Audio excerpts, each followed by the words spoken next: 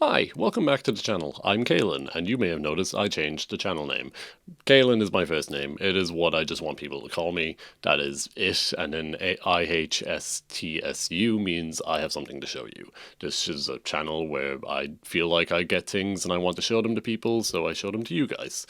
And I think that's kind of fun. The first channel name, Dainikto, just for the sake of archiving information, I made up off the top of my head because I don't know, I just couldn't think of anything else. Day is just day, and then Nikto means no one in Russian. No, I don't speak Russian. I did it for a little bit while I was in school. Well, my first plan of action was to change the channel name. Eventually, I will be moving towards changing the profile picture for the channel as well. I don't know what I'm changing it to, but anything will beat a thumbnail that I stole from Markiplier. Yes, that's where it came from. I stole it from Markiplier's thumbnail. I hope he doesn't find this out. He will probably kill me. I mostly just want to move towards a branding that I can more identify myself with. The profile picture and the last name, they both were just things that I didn't really have much meaning with, so this is a lot nicer for me.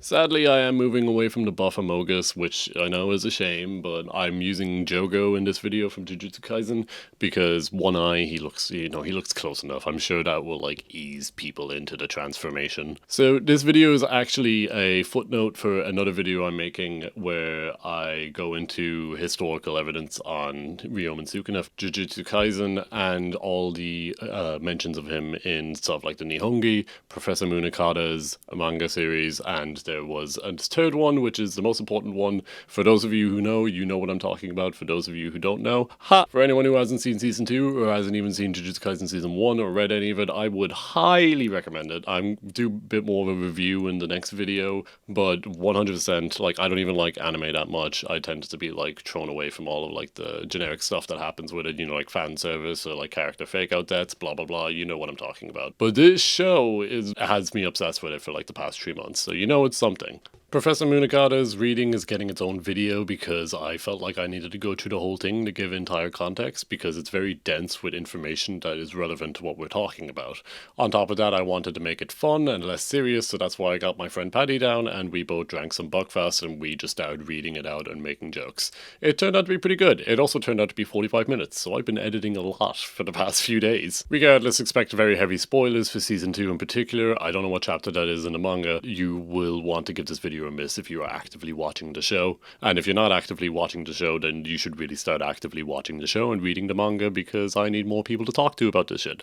But this is a very big fan base anyway, so I know this is going to get a few views and people I can connect with. Lastly, I just want to say, and I should really reiterate this point, neither me or Paddy are Japanese, claim to be Japanese, claim to know much about Japan at all. We both like history as a general subject. We do not have a specialization in Japanese history or culture, so if we say something that is wrong or we are presuming something that is wrong, please let us know in the comments because we're very open to being corrected on this kind of thing because we want to know more about it. But we're interested. We want to know. Anyway, enough blabbering from me. You can finally get to the thing you've been coming to watch. Enjoy our reading of Professor Munakata's Chapter 8, Ryomen Sukuna. Okay, so, yeah, I just started recording. No, perfect. What I wanted to say is the first thing of this dude on the cover, right? Yeah. So Tom Selleck was supposed to be Indiana Jones, and with the mustache, and I'm gonna send this picture to you so you can fucking put it in the video, man, because it's the same.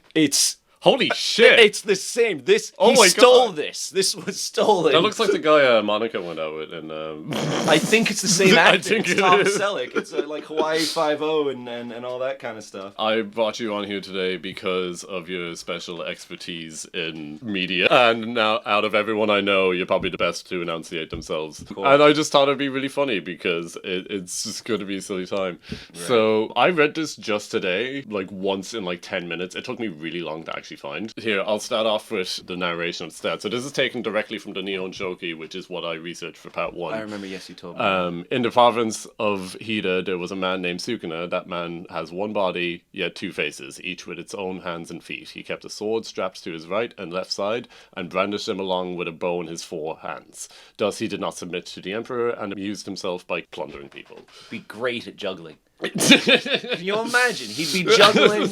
It's like, yeah, what is he like? He's a swordsman, but really his calling was juggling. I mean, you would be dexterous with your hands. I do love the badass imagery of some guy wielding 2 swords, but also like above his head, like shooting a bow at people. Yeah, with 4 I arms. think that's fucking sick. So it shows a bunch of imagery of there's like this parade happening. Hida, the Gifu prefecture, which is known as today, is also known for Shiwikawa village with its thatched roof homes and Takayama Festival. The floats of the Takayama Festival, brought out every spring and autumn, are as elegant and famous as those of the Gion Festival. This is his like. I'm going to assume. Oh my god! Yeah, you see how much he sticks out? Oh, he's like a foot taller than everyone. What is he, like 7 feet fucking tall? Like, I've only read this chapter, though I'm considering reading more. I'm pretty sure he's meant to be Japanese, considering his like name is Professor Munakata.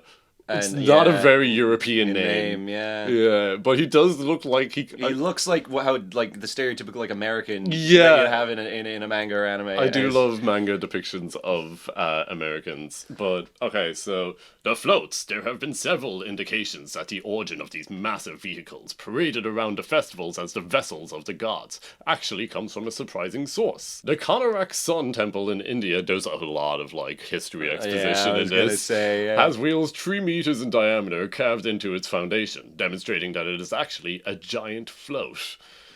I don't know, man.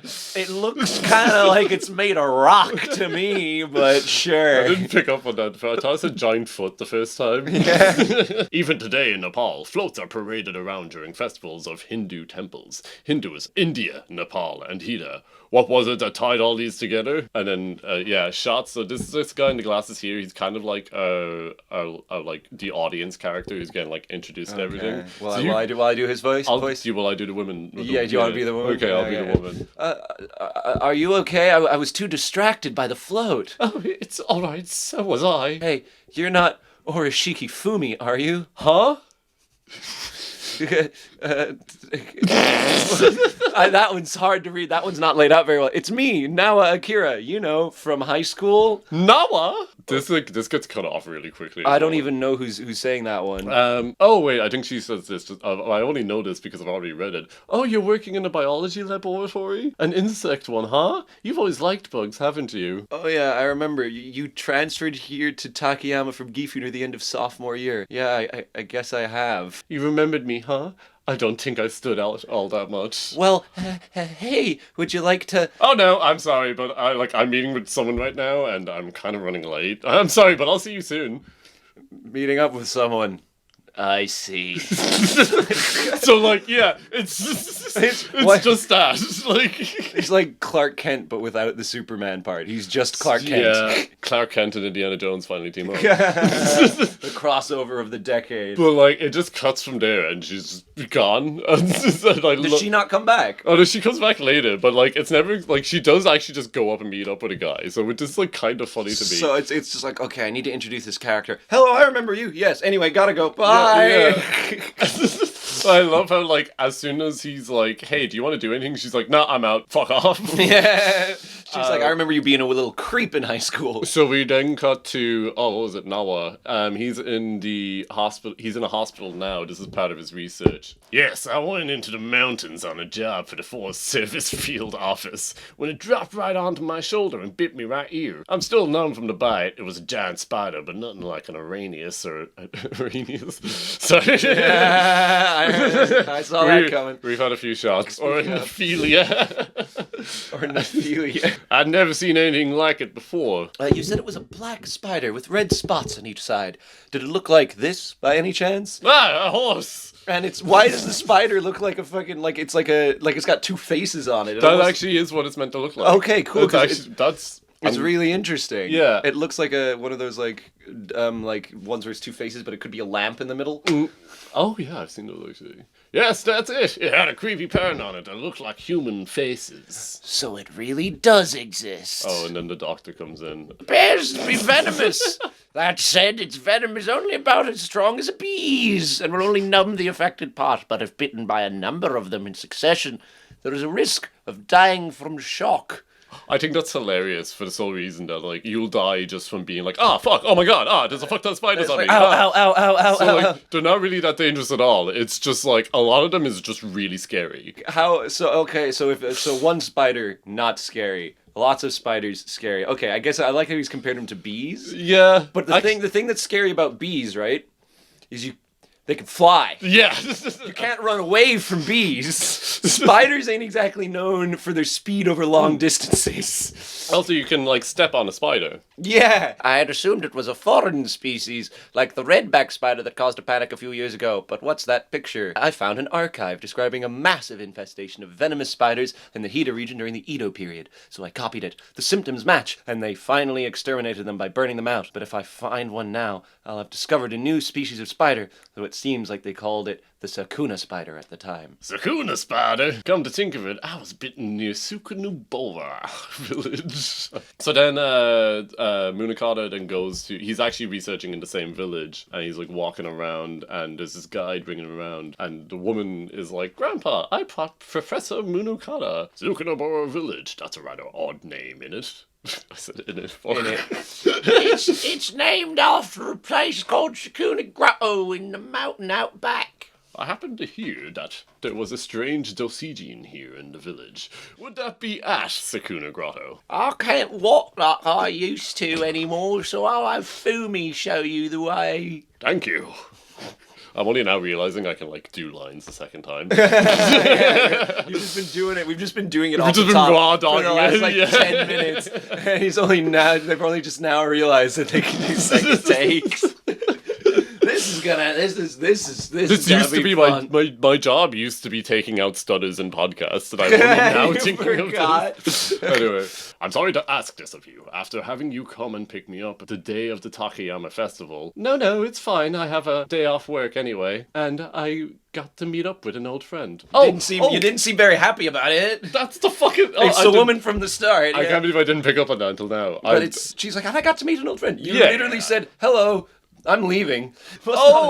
It's the person she had to meet, Mr. fucking Munakata. That makes so much sense. I thought she was, like, turning him down. Yeah. I thought she was She's like, no, I have to go meet the professor. But it's like, she didn't, like, leave her number. She didn't, like, hey, you can contact me. Or oh my god, I'm so happy I saw you again. I guess I'll never see you ever. Yeah. It's like, I'm assuming, I mean, I don't know what time period this is set, considering some of the outfits, but I'm guessing there's phones? It's like, this was written in 1992, so... Then why does the professor look like he's from 1890? That is so true. and then Fumi, her name's Fumi, right? Yeah. Fumi is just dressed like a modern woman. Is the professor just like really into steampunk? Probably. I mean, like, if you have that head, you can't not be into steampunk. So, nice picture of the landscape, and then a close-up of, I assume that's a spider web, and then Nawa. That's a male Auranius macacus. Hey, get back here! I've got a female waiting for you in the breeding cage back at the lab. Lucky you. His real passion is actually making couples. His real passion is making spiders fuck. Here's the question. Is getting spiders to sleep with each other and enjoying it something that this guy enjoyed doing and then he went into insect work, or is it widespread in insect science to begin with? You know and he fell into it. That's actually the classic anti-Donna conundrum. He became like an entomologist. I get mixed up in etymology and entomology. He's Ent is the ants, and then et is words. What's also really confusing is Munakata himself is an ethnologist. So God. So there's a etymologist, entomologist, ethnomologist. Jesus. Maybe in the original Japanese they have different sounding names. It's not as confusing. I think in entomology college you would naturally be like, there'd be like the frat parties that would be like, oh, you gotta make two spiders fuck. Yeah, man, in order to get into our frat, you gotta get the spiders to fuck and we all gotta watch. Anyway. Entomologist friends. I'd like nerd frat parties are kind of like, they're on par with like vampire pirates where they're just not explored enough. A nice thing he mentions here is Dosojin, which are these like stones that normally like guard villages. I'm speaking this off the top of my mind, and I've also like had a few. The interesting thing about this one is it depicts a figure with two heads rather than an intimate couple, which is normally what it is, because, you know, like general ideas of like, oh yeah, love is good, so love protects, we leave a statue of love and that protects us from spirits. Two-headed creature, that's a bit weird. That is a bit weird. But I can't remember right or not. If this is true, I'm going to leave it in the video. If it's not, I'm not. But you'll know. Yeah, this headstone does actually exist because within the culture of the Hida like area, Sukuna was seen as like a good deity because he held them away from the empire that wanted to like amalgamate with the Hida region. So his like rebellious nature is like, it's kind of like an anti-hero thing where like he killed all the people who were invading. And everyone was like, oh my god, he's a savior, but he does it through, like, weird means. He's our Michael Collins. He's our Michael Collins. He's a Michael Collins. Yeah. For anyone not from Ireland, Michael Collins was a founding father of Ireland that it was mostly successful by assassinating a lot of people. A lot of people. My family still keep a picture of him in the kitchen. Oh, yeah. And he had an assassination squad, and they gave it a real original name. It was called the Squad. Very Irish naming convention right there. What should I call it? Mihal, what would we call the assassination squad? How about the squad? The Squad. No, actually, it's interesting to know that is actually a real tombstone of, well, not tombstone, I guess, but like rock. So, inscription. The hard part about researching for the original part of this video was the fact that a lot of this is just like part of folklore. It's not written down. This is like you know, obviously Japan was an isolationist country up until like the when 1800s. Until they weren't. To put it simply. Insert clip from History of Japan here. Knock knock. Hello, it's the United States. Yeah. So I feel like they just didn't feel it necessary to archive as much as their information because they didn't think a lot of people would need to look it up to begin with. Very out there, like... It's like, everyone knows that. Why would you need to write it down? Everyone knows. Exactly. It's like, I would compare it to how a lot of, like, Irish, like, culture and folklore is passed down through word of mouth. Oh, yeah. Like, there's a lot of things that if you wanted to research, you wouldn't be able to. You just have to ask people. Yeah. Like, where do you start your research for, like, fairy forts and, like, actual fairies within Ireland? You just kind of have to talk to the people in the local area. Talk to some grandparents, and that's your best way. You just have to kind of be like, and they'll always know someone that got turned into dandelions or something. Anyway, after that brief tangent.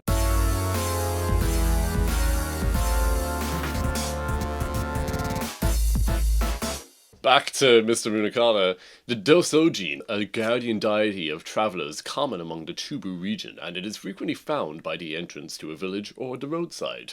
There is no reason it should be in the middle of these mountains, and normally it depicts an intimate man and woman. But this is entirely different. I still can't, like, make out that panel. I know there's, like, two heads, like, here. And they're facing away, and it's like, two people, like, facing away like that. It's really weird. It's just, it kind of messes with my brain. It's supposed to look like the spider? No, I think it's just, oh, you don't know that bit yet. Okay, we'll get to that. But I'm thinking, because it's kind of like the two heads look similar, so maybe the spider is somehow connected. They are standing back to back and appear to be unified. This is the two-faced Sukuna. Two-faced Sukuna? I've heard about that. Wasn't a monster that tormented the people of Hida and had 2 faces and 8 limbs? Precisely. The Nihon Shoki refers to it simply as Sukuna, but because of its dual faces and limbs, it was called Two-Faced Sukuna. It wields a swords and bow in its 2 sets of arms, and the imperial court learned of its atrocities. The current emperor, Nintoku, sent a warrior by the name of Naniwa no Nekotake Furakuma, who attacked it and eventually killed it. Want to know how I could get that on the first try very easily? How? This guy is mentioned in the Nihon Shoki, and I have currently like 5 fucking tabs on my browser dedicated just to learning how to pronounce all these names. Not just how to pronounce them, but like their fucking genealogical history and how they connect to like it was insane. So I like Furakuma specifically is just Take Furakuma ingrained into my mind at this point. Or is he like a hero kind of thing, like a Cuchulainn, like a King Arthur sort of vibe? If you go by the Nihongi, he was the guy who was sent by the he was the Shogun. He was sent by the Empress of the time to go and kill Sukuna, which is what most of the first part is about. So what's the image of the two-faced Sukuna doing here? Which I find really funny because she's been living here the entire time. And yeah, wait, isn't she from here? yeah, She's bringing him she's on a tour guide, and she's asking him, "Hey, what's up with this?" Yeah, no, that just twigged with me. She's like, "Huh, that's weird. I never thought this is your job.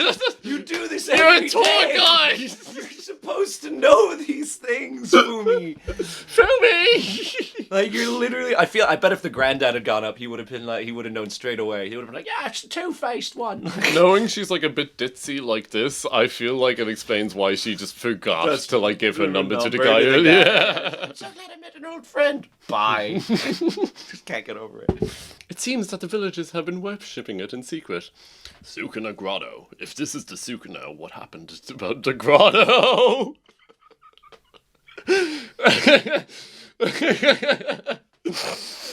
Okay, like I know that grotto generally means a cave, but a grotto doesn't necessarily have to be a cave. I do just love how it's phrased like a dad joke. It's like Sukuna Grotto, so if this is the Sukuna, what about the grotto? Hey, what's the deal with grottos these What's days? the deal with all these grottos?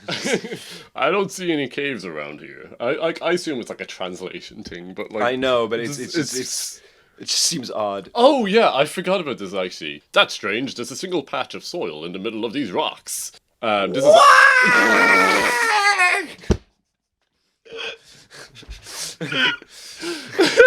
Who's there? What's the matter? Sorry, this is for everyone who's listening. By the time I turned my head to see what Paddy was about to say, his mouth was already agape. Well, it's what it says. It is. I love translations sometimes. Who's there? What's the matter? The ground just gave out beneath me. Nawa? Oh, it's him. I was like, Did you just do a Mario scream anyway? Yeah. I thought that was connected to him. No. What are you doing here? I should be asking you. I take it you two have met. Oh. I knew it. This patch was artificially covered in soil. My equipment. Are you going down there? I don't have much choice, do I? Wait, I'm going down there too. Ooh. I know in the spooky dark. Torch gets lit. I actually really like the art direction. That's actually a really like nice the panel. use of negative space is really interesting, and I'm pretty sure these are like ink splotches of like white paint. White ink, yeah. No, that's a really well done panel. I really like how they did the torch there. Genuinely, like actually following the actions of this manga is really easy. Which, like, even for Jujutsu Kaisen, when I was reading that, I can't say the same. Yeah, no, I'm not great with manga. I tend to get lost, and you tend to have to read a page a couple times to be able to make sure I know exactly what's going on. This is Sukuna Grotto. You could have stayed outside, you know. Well, I don't like waiting on my own. And this doesn't have anything to do with your insects research anyway. Yeah, but still. Can you two please keep it down? There are traces that the rock was cut away. This may have been a man-made tunnel. Crack of a bone. And he like darts his feet down. And yeah, the whole room is just like lit up. And you have to edit that with a crack of a bone and then the fucking Metal Gear Solid. Because that's exactly the little. Consider it done. and then I really. Holy shit! This is a cool shot. Oh, whoa. It goes so hard. And then, like, glancing around, this shadow effect on his face, and like the two sweaty ones in the background, like it is.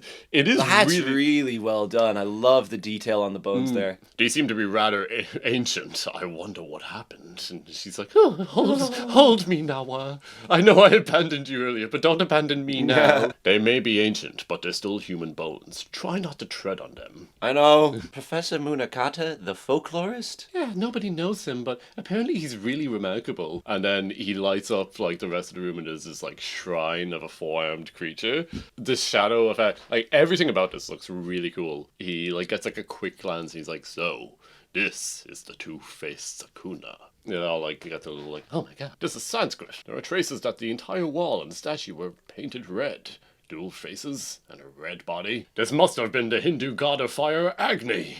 Agni? Hindu? I know Agni. I used to play him in Smite. Really? Yeah. You used to play Smite? I used to play Smite. Everyone used to play Smite. Everyone used to play Smite. It was free. Come on. So I'm not getting into this right now. I had my suspicions, and I guess they were true. I just didn't like the depiction of Kukulkan. It was bad. The depiction of Kukulkan was a bit too much. There was only a cult of Agni in early Hinduism, and it's a predecessor of Brahmanism. Brahmanism. Do you know much about that?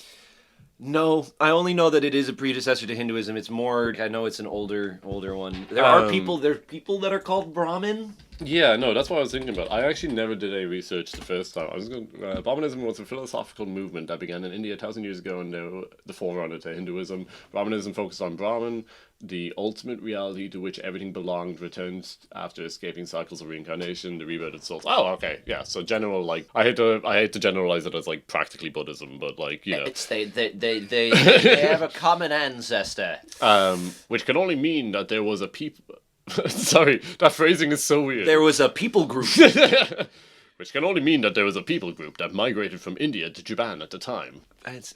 Sorry, I'm reading his historical thing now because I just saw the Hittites. It's like I have thought for some time that Hittite Iron Age civilization was brought into Japan through ancient Aryan migration. Yeah, they keep... What? Okay, okay. That's one thing that I did pick up on. They refer to white people as Aryan. Well, because, Aryan, it means Persians, Iran. Yeah. Like the Iranians, so Persian people. And I don't think that's what they mean here. Yeah. I don't know. Like, Aryan, maybe they do mean... Well, where is it? They are kind of showing it stemming from the Middle East. Oh, this map fucked with my brain for like a whole minute. No, it's not stemming from the Middle East. It's stemming from, like, Russia. What was... So is this... the... So the in the beginning, like when I make the video, I'm probably going to be like overlaying a map over this so we can actually see what it is. Yeah, but that but does look like southern Russia. Yeah, because if there's Finland, right? And it's east of Finland, but it's not south enough also, to be. like, It's not south of Turkey. If this is like, because like what, like Italy's here, this is like Egypt, so up Turkey, here that's Turkey. It's north of Turkey. Yeah. What the fuck? I mean, I suppose that's how Snow White came to Japan, apparently. And legends are only transmitted through migration of people and culture. This is how such legends, such as Swan Maiden and Snow White, have come to Japan. One thing I have noticed as well, I'm only bringing this up because Alice in Wonderland tends to appear a lot in Japanese media. Particularly recently I watched Ouran High School Host Club, and they had a whole episode that was based around Snow White. And I really like seeing these, because it's nice seeing Snow White from people who aren't European and actually grew up with these stories. Another one that I had a book of it that they did the Japan kind of, had a European myth that they kind of localized, so to speak, as they did the Odyssey. Odysseus of like him. He was like, I think they did it was like he was fighting in a war in Korea or something. Oh wait, what? And he got lost on the way back, and he gets like trapped somewhere, and he's trying to like, and his whole thing is with a bow at the end, like Odysseus. They basically do the Odyssey. They have. I'm pretty sure. Like I know it exists because I've read it. I just can't remember the name of it. One thing I frequently really appreciate is also like Japan's obsession with like Christian like imagery and iconography. Oh yeah, but I watched Blue Exorcist, baby. Yeah, exactly. Like there's like such an obsession with the iconography. Even though like from my own understanding of like the many times I've read the Bible and like knowing, I know they're like taking like from what they know rather than like actually like doing research, which is fair because it creates a really cool aesthetic. But it's really funny when Western media normally depicts like Christianity mythology within their show. They tend to get things right a lot of the time, or like take something that's directly mentioned in the Bible. Beelzebub gets mentioned a lot, but different Beelzebubs. Moloch. Yeah, they get depicted in their own way, but there is still like a close connection with the original thing. Yeah. But when you see it in Japanese media particularly, a lot of times it's like one thing that like connects it and then extremely far removed. Like Neon Genesis Evangelion particularly. It makes like many like references into Bible, but then it builds on like its own lore. And it's really interesting to see that because we do the same thing when we depict Japanese media and like Western media. Oh yeah. When we're like, oh yeah, there's this Oni named this, and then like Japanese people seeing this are like, what the fuck are you talking about? Yeah. Or like just using like buzzwords. Ninja. Yeah, ninja. Yeah, just saying ninja in and of itself. guy in black clothes, that's a ninja. Katana, every time it's samurai sword. It's always katana. Yeah, samurai sword. That's that's the one that I know. That's a big one. Yeah, and it's like, which one? They got a couple different kinds. It's the long one. So an odachi? No. Meanwhile, it is commonly held that Brahmanism and Hinduism were born in India after the invasion of the Aryans from Europe. Does that mean, like, Alexander the Great? I think so. Because, like, I'm trying to, like, use the only, like, unless they're going, like, really, really old, and when they say Aryan, they mean, like, the nomadic proto-Indo-European, like, horse cultures? Yeah. But they're not being very clear on it. I don't know, like, I don't know the entire history of, like, Japanese isolation, because they obviously had periods of isolation and then, like, Openness, borders. and they went back and forth and back and forth. Yeah, that makes it really hard to actually pinpoint what they're talking about here. Yeah, because I'm like, is it like early European proto-horse people? Is it like Alexander the Great when he invaded northern India? The Aryans, the Iranians? Yeah. You know, is it them? It would be reasonable to suspect that these faiths were also brought into Japan through human migration. If they were a mining group, they would naturally have their eyes on Hida, which is blessed with mineral resources, and such a group would be most likely to have a cult of Agni. There must have been an altar here, but it appears to be entirely carbonized. These look like human bones too, only they've been crushed. And then he sticks his hand into the bone dust. Oh yeah, I can tell that this is crushed human bone. Let me have a touch of that. So they were sacrifices to the god of fire. Sacrifices were a constant part of Brahmanism, and if they captured the local Japanese and offered them as sacrifices... That's it! Then they clashed with the original inhabitants! Most likely. Then the villagers sealed up the cave and secretly continued to worship their memorial. Weird shadows. Yeah, probably, yeah. I think that might be like wall art from them, because they did mention the wall was painted red. Does mention the wall. That actually kind of reminds me of some of the shadows that you would see that you saw like on the walls after the atomic bombs. Maybe that's what he's drawing a comparison to. That makes me want to do a video talking about these walls. We got a panel of like a bunch of spiders coming over the skulls. Again, really fucking badass, especially really these well done. negative skulls. So good. And then the woman screams, "Hey!" That's a lot of spiders. Sukuna spiders! Wait, we should get when we do like in sync. Yeah. It's like Sukuna spiders! Big page spread. Like so many spiders. I'm not particularly scared of spiders, but That is an excessive amount of spiders. yeah, what the fuck was that? I'll have a look. Dude.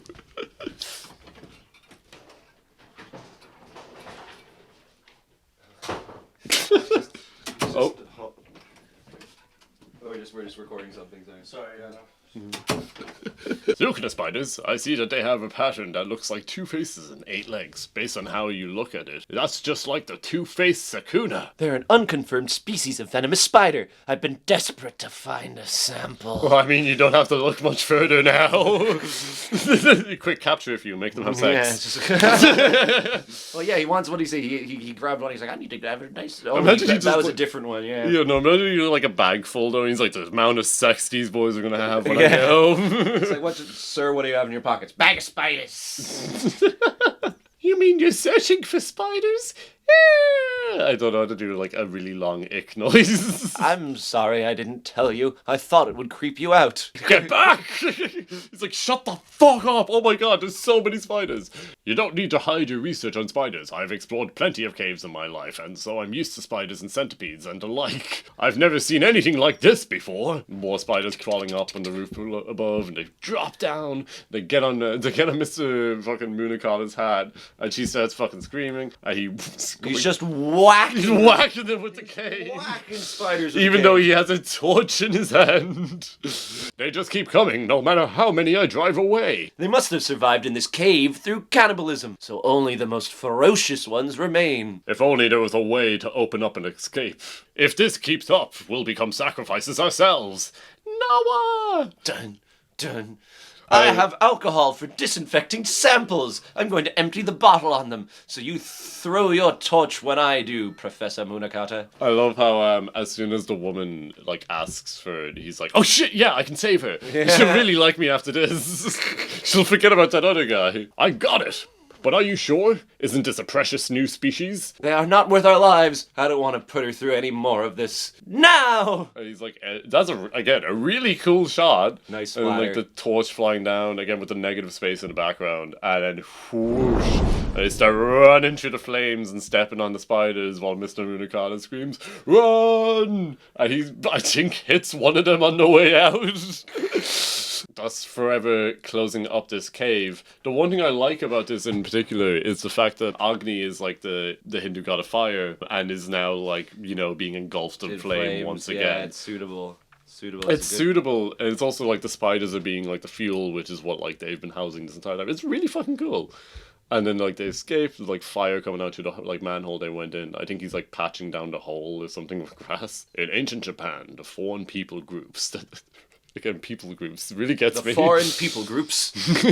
In ancient Japan, the foreign people that did not submit to the imperial court were called Tsuchigumo. Tsuchigumo? They were said to have abnormally long arms and legs and live in caves. There are tales in the chronicle of them being trapped as they ran into the caves and killed. Miners in caves, Agni the fire god, and Tsuchigumo. These must have all coincided to compose the image of the two-faced Sukuna. Pregnant silence. They begin to like get home and they all like bow to each other. Nawa and Munakata leave, and there's even more dots to go through. You know, Nawa, there is a story in Plato's works that says that all humans once had the appearance of the two-faced Sukuna. Huh? Men and women were unified and were twice as strong as they are now, but the god Zeus feared them, so he cut them all apart in half their strength. And men and women have roamed the land since, seeking their other half. If you have anything to tell her, go tell her now. Live without any regrets. And then he walks away, and then the story ends. So to summarize, they went to a cave. There's some spiders. Set the spiders on fire. Yep. Good 40 minutes. So the best way to put it is what the mangaka, who I've never actually found out the name of here, is really trying to do is what I'm going to assume the rest of the series is taking things from like popular folklore and then trying to like have this guy who finds out this piece of evidence and actually puts it all together. So something like this, people know that the Sukuna existed, but they didn't like know the precise story of what happened or how that can exist within our own timeline. So what he does is he finds this other thing from some other culture, puts them together, and he's like, so this is how it existed. What happened with Sukuna and the Nihon Shoki was actually the influence of a Hindu god, and no one's found that out, so that's why we don't know. I'm going to end the recording here because I fear how many gigabytes this is. 40 minutes. But Enjoy. actually, lastly, overall thoughts, I really fucking like this chapter. I thought the art was very well done. It is so pretty. I liked it because obviously when I was reading this by myself, when they got into the cave, I was like, oh shit, oh fuck, they're actually getting in there. And like you see the statue. It's very atmospheric as soon as they enter the cave.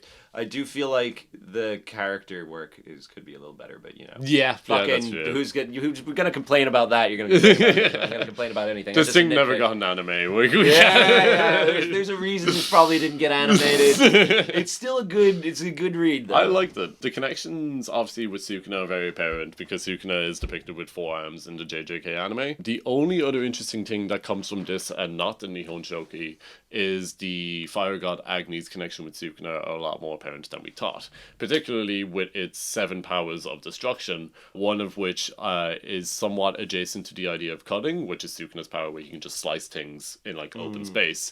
The other one is fire, and in season 2 of JJK there is one shot it's one of the coolest shots in the entire show, but there's one shot where Sukuna is holding a bow made out of flames with an arrow made out of flames. Nice. And he fires it. And this is like peak speculation for him, because everyone's like, how the fuck does he have 2 powers? You're meant to only have 1 power. Why do you have 2 powers? The main connections from this are the obviously Hindu god that has both of those powers, which means we can assume Sukuna has 5 other powers that might be unlocked through some means. Or the particular bit about 2 people being connected is also very relevant because there's a very popular theory that he was a conjoined twin who consumed his other half. Souls have a lot of meaning in JJK. If you had 2 souls, you probably would be twice as powerful. Hence explaining how strong he is. It's really interesting. And now time to edit this.